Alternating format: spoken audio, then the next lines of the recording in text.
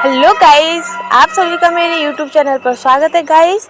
तो आज जो हमने अपनी श्रृंखला चला रखी है CDP की, जिसमें हमने टारगेट रखा है 30/30। किसका टारगेट रखा है? 30/30, यानी कि 30 में से 30 नंबर का जो टारगेट रखा है उसे हम कंप्लीट करेंगे। ठीक है गाइस। तो जो हमारे जितने भी एग्जाम है, टेट संबंधी एग्जाम, यानी कि जितने भी हमारे CTET, सुपर टेट और जितने भी टीचिंग एग्जाम है, उन सभी के लिए बाल मनोविज्ञान है, बाल विकास अध्ययन है, उसमें ये क्वेश्चन हमारे प्रीवियस ईयर में आए हुए हैं और आने की संभावना है। हम वही क्वेश्चनों को सॉल्व करेंगे। इधर उधर की बात ना करते हुए हम डायरेक्ट अपने क्वेश्चन आंसर पर चलेंगे गाइस। तो चलिए हम स्टार्ट करते हैं। इसका हमारा पहला क्वेश्चन है, तो इस श्रृंखला का पहला क्वेश्चन है कि निम्नलिखित में से कौन सा कथन सही नहीं है। तो इनमें से कौन सा कथन है जो सही नहीं है गाइस? तो वृद्धि जीवन पर्यंत चलती है तो सही है। वृद्धि विकास की प्रक्रिया का एक भाग है तो ये भी सही है। विकास सतत प्रक्रिया है तो ये भी सही है। नेक्स्ट है कि वृद्धि एवं विकास दो अलग अलग आयाम है। नहीं, जो वृद्धि और विकास है वो एक दूसरे के साथ अंतर क्रिया करते हुए बढ़ते हैं, यानी कि विकास के बिना वृद्धि नहीं हो सकती और वृद्धि के बिना विकास, ये दोनों एक दूसरे से संबंधित होते हैं। ठीक है गाइस, ये दोनों ही एक साथ ही होते हैं। नेक्स्ट क्वेश्चन है, तो इसका आंसर क्या हो जाएगा? इसका आंसर हो जाएगा ए। नेक्स्ट क्वेश्चन है हमारा, विकास में वृद्धि से तात्पर्य है। तो विकास में वृद्धि से क्या तात्पर्य है? सोच, आकार, समझ, कौशलों में वृद्धि, यानी कि जो विकास में जो हमारी वृद्धि होती है वो किस किस में? हमारे आकार में वृद्धि होती है, हमारी सोच में वृद्धि होती है, समझ में वृद्धि होती है, कौशलों में वृद्धि होती है। इन सभी को मिला के हमारे विकास और वृद्धि से तात्पर्य। ठीक है, नेक्स्ट क्वेश्चन है, नेक्स्ट है कि संज्ञानात्मक विकास का अर्थ है। तो संज्ञानात्मक विकास का क्या अर्थ है? तो अभियोक्ताओं का विकास होना। क्या होना?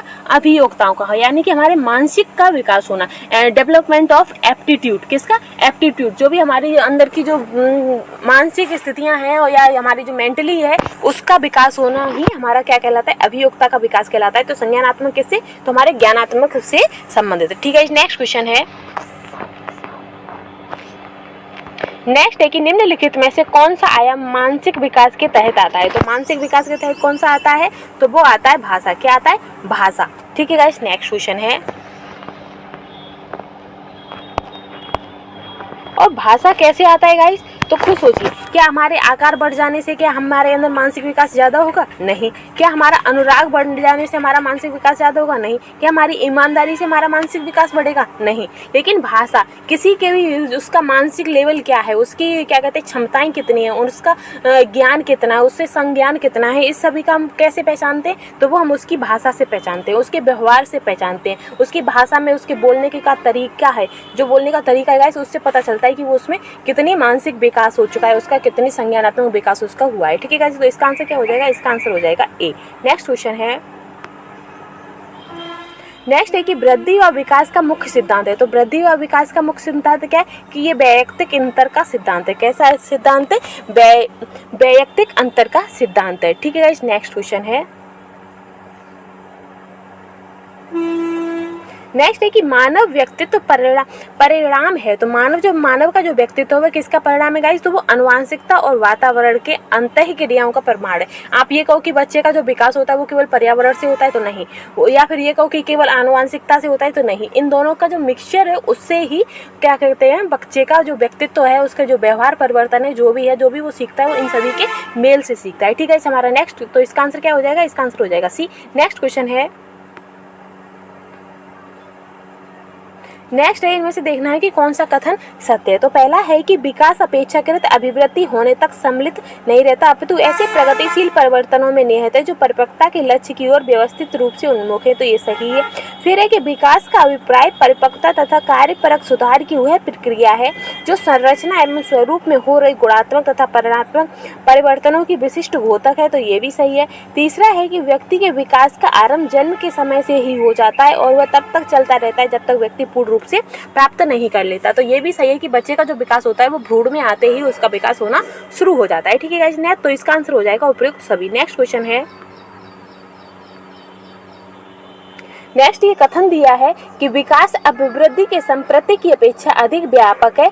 इसका अवलोकन, मूल्यांकन और कुछ सीमा तक तीनों रूप में शरीर रचनात्मक, शरीर क्रिया, विज्ञानात्मक एवं व्यवहारात्मक में मापना किया जा सकता है। क्या किया जाता है? इसका मापन किया जा सकता है। तो मापन से संबंधित किसने दिया है? तो गैस लेने। किसने दिया है?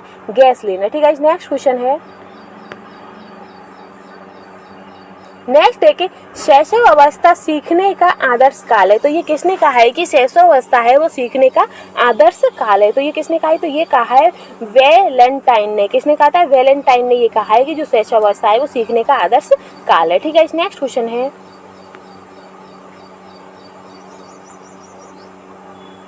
नेक्स्ट है प्रक्षाला अवस्था किस अवस्था को कहा जाता है? कौन सा? प्रक्षाला, लेबोरेटरी स्टेज कॉल्ड इज, तो वो कहते हैं हम पूर्व बाल्यावस्था को। किसको? प्रक्षाला यानी कि पूर्व बाल्यावस्था को। ठीक है गाइस, नेक्स्ट क्वेश्चन है, नेक्स्ट है कि खिलौनों की आयु कहा जाता है। तो खिलौनों की आयु किसे कहते हैं गाइस? तो खिलौनों की आयु कहते हैं शैशवावस्था को। किसे कहते हैं? शैशवावस्था को। ठीक है, नेक्स्ट क्वेश्चन है, नेक्स्ट है कि नवजात शिशु के गाल छूने पर वह अपने सर को छूने वाला दिशा में घुमाता है। इस क्रिया को किस नाम से जानते हैं गाइस? इस क्रिया को कहते हैं रूटिंग। क्या कहते हैं? रूटिंग। जब हम उसके गाल खींचते हैं तो वो अपना सर हिला लेता है, तो इसे क्या कहते हैं? तो इसे कहते हैं रूटिंग। ठीक है, नेक्स्ट क्वेश्चन है, नेक्स्ट है कि वंशानुक्रम से संबंधित नियम है। तो वंशानुक्रम से क्या कर, तो बीजकोश का निरंतरता का नियम, तो ये भी है। गाल्टन का जीवन सांख्यिकी का नियम, तो ये भी है। अर्जित गुणों में संक्रमण का नियम, तो ये भी है। तो इसका आंसर हो जाएगा उपयुक्त सभी। क्या होगा इसका आंसर? उपयुक्त सभी। ठीक है, नेक्स्ट क्वेश्चन है, नेक्स्ट है कि उपार्जित गुणों की वंशागति के हस्तांतरण का सिद्धांत किसके द्वारा दिया गया है? तो उपार्जित गुणों की वंशागति के हस्तांतरण का सिद्धांत किसने दिया गया? तो वो दिया है लेमार्क ने। किसने दिया है? लेमार्क ने। नेक्स्ट क्वेश्चन है, नेक्स्ट है कि निम्न में से मेंडल द्वारा प्रतिपादित वंशक्रम का नियम नहीं है। तो इनमें से कौन सा नियम है जो मेंडल ने नहीं दिया है गाइस? तो वो है, क्या कहते हैं, प्रभाविता का नियम, पृथक्करण का नियम, स्वतंत्र व्यू का नियम या समानता ना नियम। तो ये है समानता ना नियम जो कि मेंडल ने दिया है। नेक्स्ट क्वेश्चन है, नेक्स्ट है कि मनोसामाजिक सिद्धांत निम्नलिखित में से किस पर बल देता है? तो मनोसामाजिक सिद्धांत गाइस किस पर बल देता है? तो वो देता है उद्यमक के मुकाबले में हीनता स्तर। किसका? उद्यमक के